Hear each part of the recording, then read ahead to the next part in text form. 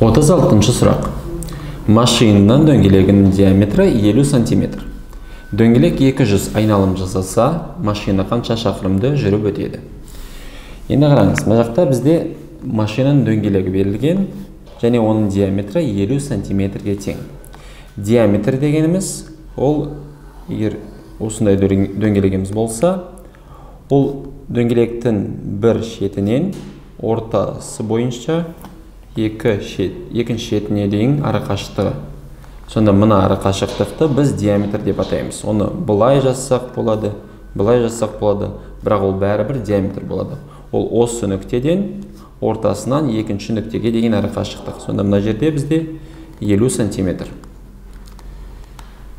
Енді дөңгелек 200 айналым жасағанда дейді, қанша шақырым жүріп өтетінін табу керек болса, алдымен осы дөңгелектің шеңбер ұзындығын табу керекпіз.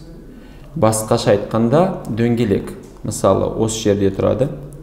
Одан кейін ол бір рет толық айналым жасағанда осы жерге келеді. Және осы жерге келгенде, қараңыз, мына жер дөңгелектің осы нүктесінен дәл сол нүктеге дейін келді. Осы жүрген арақашықтығы оның бір айналымы. Бір айналым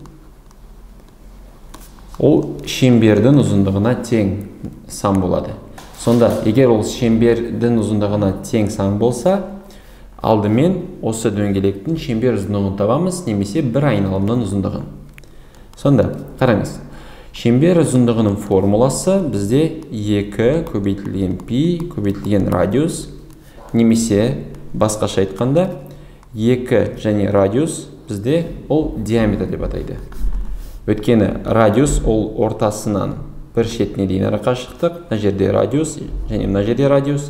Сонда диаметр ол бір шетінен ортасынан екінші шетіне дейін арақашықтығы, сонда ол 2 радиусты ішінде құрайды. 2 көбейту радиус.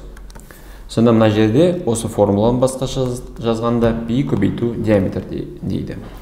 Енді осы формулада диаметрді біз білеміз, d. Ал пи санын біз білеміз, ол бізде тұрақты сан, және осы есепте оны пиді 3,14 деп алу керек. Қараңыз, пи өз-өзімен ол қатынас. Кез келген дөңгелектің шеңбер ұзындығын оның диаметріне бөлгенде шығады 3,1415 және осылай сан жалғаса береді. Ол бізде шексіз сан.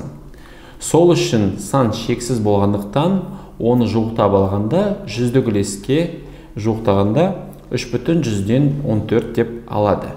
Кейбір кезде оны бүтіндерге немесе ондық үлеске дейін дөңгелектейді, бірақ есептердің 90%-ында осы 3,14 санын қолданады. Енді пи 3,14 болса, осы формулаға оны қойып, енді есептейміз шеңбер ұзындығын.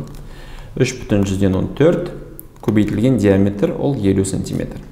Сонда осы жерде көбейткенде шығады 157 сантиметр. Неге сантиметр? Өйткені мына жер диаметр сантиметрмен берілді.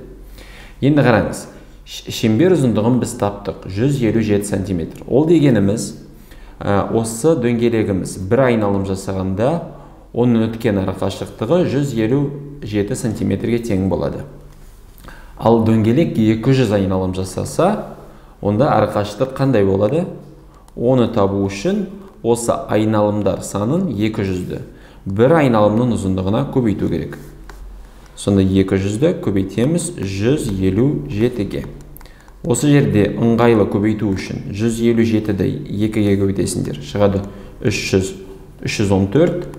Және мына жерде 2 0 бар, оны қоса саласыңдар.